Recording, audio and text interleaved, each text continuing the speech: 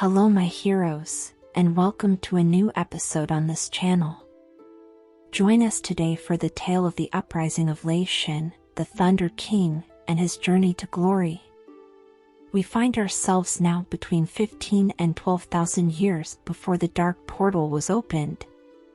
Enjoy today's episode, my loyal heroes, and thank you so much for all your support. Highkeeper Ra hadn't been seen for ages. His loyal Mogu continued guarding the Veil of Eternal Blossoms, bravely fending off each mantid attack. They held on to the hope that Highkeeper Ra would return, even through centuries of hardship. But that hope faded when the curse of flesh afflicted the Mogu. For the first time, the Mogu faced mortality, and fear and uncertainty filled their hearts. Minor disagreements escalated into conflicts, violence, and even bloodshed. Mogu banded into packs, clans, and warlord factions, engaging in fierce power struggles. Their culture, language, and even their sense of purpose began to change. This tumultuous period became known as the Age of 100 Kings, and the Mogu came close to self-destruction. Their basic survival instincts prevented total annihilation. During each new mantid attack, internal conflicts would temporarily cease as clans reluctantly united against the mantid. Once the swarm withdrew, internal hostilities resurfaced. While battling the mantid, other races emerged in the region, drawn by the Veil's latent powers. Among them were the Jinyu, fish-like mystics in rivers and lakes, mischievous Hosen monkeys in the jungles, and the intelligent Pandaria. The increased life around the Veil intrigued four wild gods: the white tiger Zuin, Yulon the jade serpent, Chi-Chi the red crane, and Niuzao, the black ox. They watched over the area, though they were troubled by the Mogu's warlike behavior. The wild gods developed strong bonds with the peace-loving Pandaren, who considered them benevolent deities and created a system of worship. In return, the wild gods shared knowledge with the Pandaren, nurturing their connection to philosophy and nature. The Pandaren built a culture focused on peace and harmony with their environment. As the Pandaren and other races thrived near the Veil of Eternal Blossoms, the Mogu continued their constant infighting. During this cycle of violence, a warrior named Lei Shen rose to power. Lei Shen, a descendant of a minor warlord, was no stranger to the brutality of clan warfare. Despite his combat skills and success, he viewed the never-ending conflicts and political maneuvering as a betrayal of the Mogu's potential. He initially remained loyal to his father, who was a vassal for another warlord. However, Lei Shen's life took a dark turn when a close advisor betrayed and murdered his father. Most of the fallen warlord's clansmen joined other clans, abandoning Lei Shen. Only a small group of loyal followers stayed with him. Instead of seeking revenge and perpetuating violence, Lei Shen chose exile. He wandered the land, reflecting on what he perceived as the failures of his people. Lei Shen soon sought answers that his intellect and reasoning couldn't provide. He embarked on a quest to find Highkeeper Ra, who had become known as Radan in the new Mogu tongue. Many of his kind believed Radan was no longer alive. However, Lei Shen believed that their ancient creator had a hidden plan, a grand purpose, and that the current challenges faced by the Mogu were a test, possibly even the will of the Titans themselves, for Radan was their instrument. After years of searching, Lei Shen discovered the entrance to forgotten sacred chambers beneath the land north of the Veil, where Radan resided in silence. Radan showed no reaction to Lei Shen's intrusion, remaining silent as Lei Shen began to inquire about the true purpose of the Mogu. Days and weeks passed, and Lei Shen's impatience with his master's silence grew. Eventually, he realized that Ra wasn't devising some intricate plan and was not absorbed in the Titan's work. It was much simpler. The High Keeper had given up. The Mogu's suffering was due to their absent master and nothing more. Lei Shen confronted Ra, accusing him of forsaking the Titans and their purpose. His harsh words stirred Ra from his stupor. Ra guided Lei Shen to Thundering Mountain nearby, a forbidden place for the Mogu. In an immense, ornate vault, Radin harnessed the lingering power of Amonthul and unveiled the answers Lei Shen sought. The Titans of the Pantheon had been slain, murdered by one of their own. Their last hope was in Azeroth, but it was already infested with void creatures. Radin expected this revelation to break Lei Shen's spirit, just as it had broken his own. However, Lei Shen's reaction surprised him.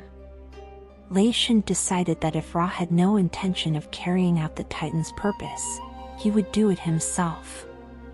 Without warning, he attacked Radin and bound the mighty High Keeper with enchanted iron bands.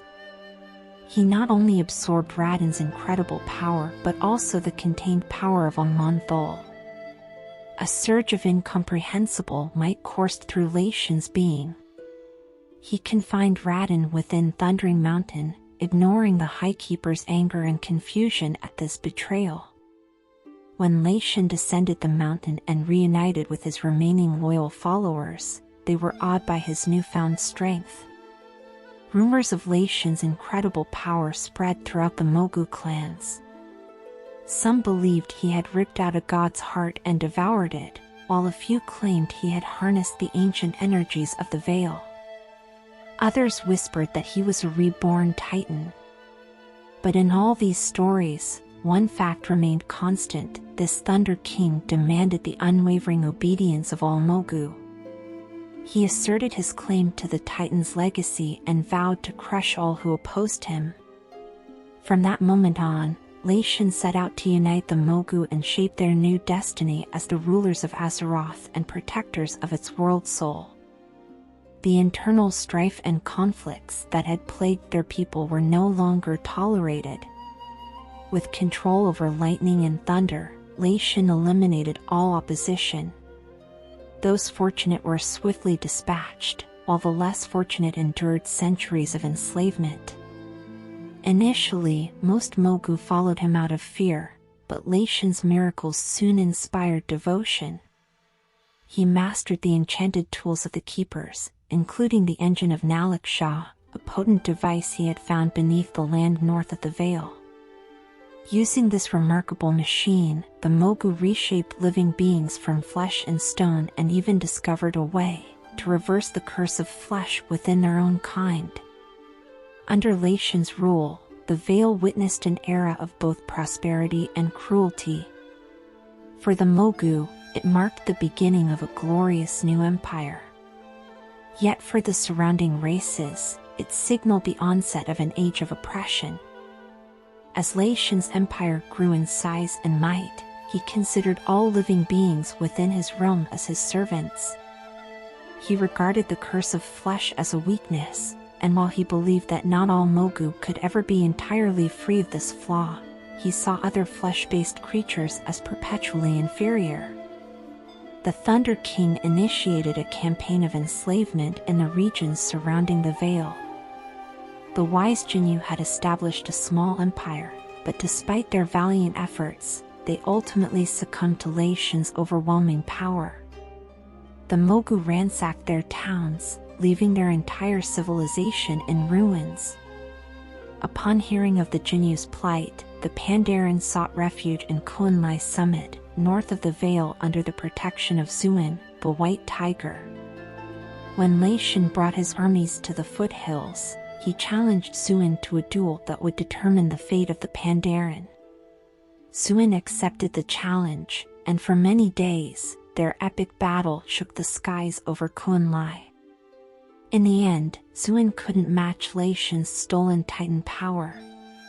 Lei Shen chained Zuin near the mountain's peak, forcing the August Celestial to witness as the Mogu enslaved the Pandaren. Fearing that the Pandarians' peaceful philosophies would undermine his rule, Lei Shen forbade them from learning how to read, write, or speak any language other than the Mogu tongue. Disobedience meant a slow and brutal death. The Mogu constructed their grandest palaces and monuments using the labor of the races they had enslaved. They developed a common language, a system of weights and measurements, and the first written laws in Azeroth, which cruelly established Mogu dominance over other creatures. Lei Shen compelled his slaves to act as soldiers or expand the primitive fortifications that once defended the Vale from the Mantid. This led to the creation of the Serpent's Spine, a colossal stone wall separating the Mogu from the insectoid territories. When existing slaves perished or proved ineffective, Lei Shen created new ones using the power of the engine of Naliksha. This gave rise to various beings, including the sturdy Grummels and the savage, reptilian Sorok. The Mogu Empire quickly attracted the attention of other civilizations in Azeroth. The Zandalari trolls, in particular, were fascinated by the Thunder King's extraordinary powers. One of the Zandalari's leaders, a revered high priest named Sulathra, saw an opportunity. He and a group of trolls journeyed to Lei Shen's domain with a proposition. The Mogu possessed the power of this world, and the trolls held knowledge of the land. By allying, they could make each other formidable and share their secrets. Once united, nothing in Azeroth could stand against them. Lei Shen found the offer intriguing. For the first time, he encountered creatures who aspired to dominate their environment rather than live in harmony with it.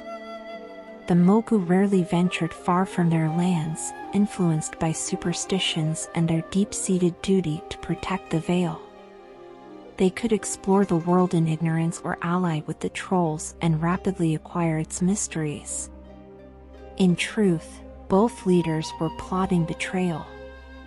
Sulathra believed the Zandalari could steal Lei Shen's godlike powers once they learned the Mogu's secrets, while the Thunder King aimed to enslave the Zandalari as soon as they became expendable. They kept their schemes concealed, even from their own people, and publicly struck an agreement. In exchange for the Zandalari's knowledge, the Mogu would teach them arcane magic and offer them fertile land near the Vale.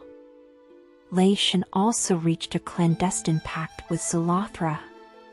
The Thunder King had developed a method to fully revive his spirit if he were ever killed, but didn't trust his servants with such knowledge. The Mogu were power-hungry, and they would likely vie for control of the Empire if Lei Shen fell. Only the Zandalari would possess the means to resurrect him. Without Lei Shen, the trolls knew they could never unlock the arcane secrets or harness his incredible might. Despite their secret agendas, both leaders found each other to be invaluable allies, and their pact endured for many years. As Lei Shen strengthened his empire, the Tol'vir guarding Uldum faced the relentless curse of flesh. The affliction had spread among their ranks, gradually weakening the Titan forged. Patiently, they awaited word from Highkeeper Ra or the Mogu in the east. Eventually, a summons came from a Mogu leader who called himself the Thunder King. The Tol'vir had received no information about the rise of the Mogu Empire, so they sent ambassadors to investigate. Upon reaching the outskirts of the Thunder King's domain, they were astonished by the remarkable advancements of their Mogu relatives. In some cases, the Mogu had even managed to reverse the curse of flesh. Lei Shen greeted the Tol'vir warmly and showcased the wonders of his empire, from the colossal Serpent's Spine wall to the opulent imperial palaces in the Vale. The Tol'vir were horrified by the inhumane treatment of the mortal races enslaved by the Mogu. However, their primary concern remained the preservation of the Keeper-made machineries in Uldum. The Thunder King agreed wholeheartedly, emphasizing the paramount importance of the works of the Keepers, such as the Forge of Origination in Uldum. Consequently, Lei Shen announced that these creations were now part of his empire. He revealed that he had defeated Radin and claimed his power, asserting dominion over the Keeper's instruments. With the engine of Naliksha and the Forge of Origination under his command, he could reshape Azeroth as he saw fit.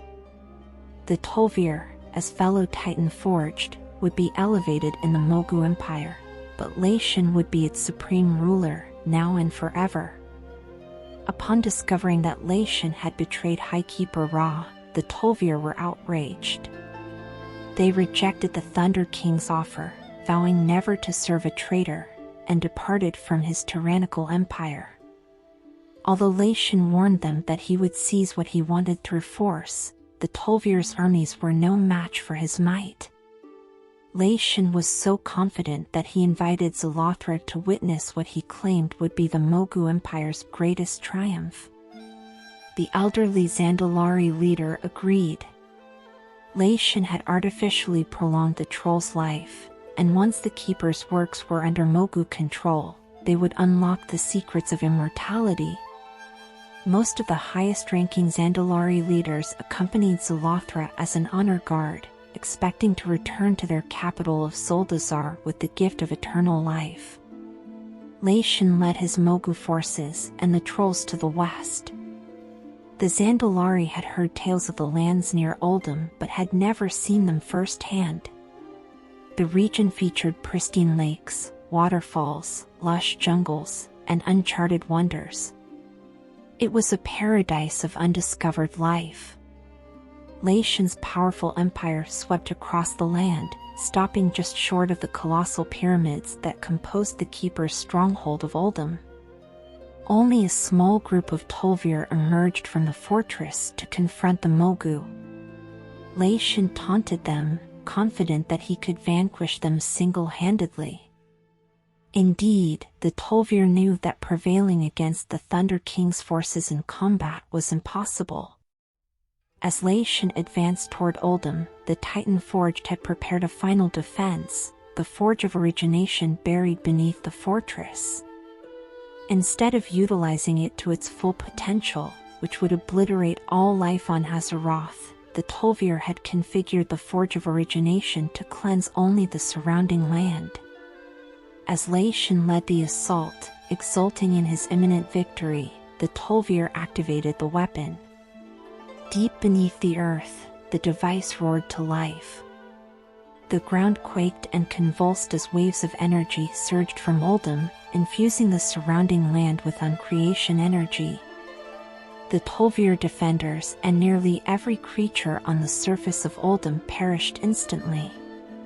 The flash of the unleashed power was visible across Kalimdor. When it subsided, Lei Shen and his allies had ceased to exist. The unleashed energy had also purged the area around Uldum of nearly all life, leaving behind only a desolate, barren desert. Over time, pockets of plant and animal life would gradually return, but the once vibrant jungle would never fully recover its vitality. The surviving Tol'vir within Uldum took measures to ensure that none would ever attempt to claim such power again. They cloaked the few mountain passes leading into the region with protective magic, effectively sealing Uldum from the sight of mortals.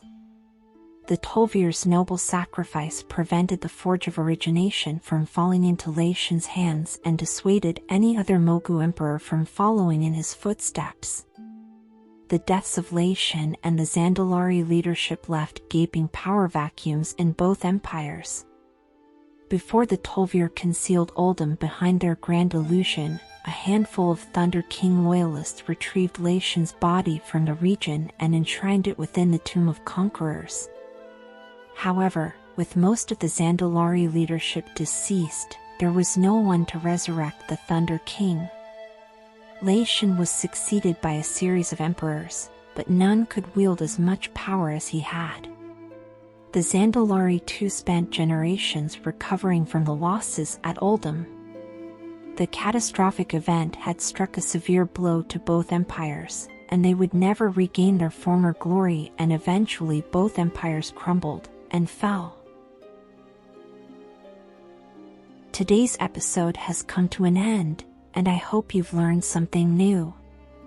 Please let me know in the comments how you liked the episode and what new insights you've gained.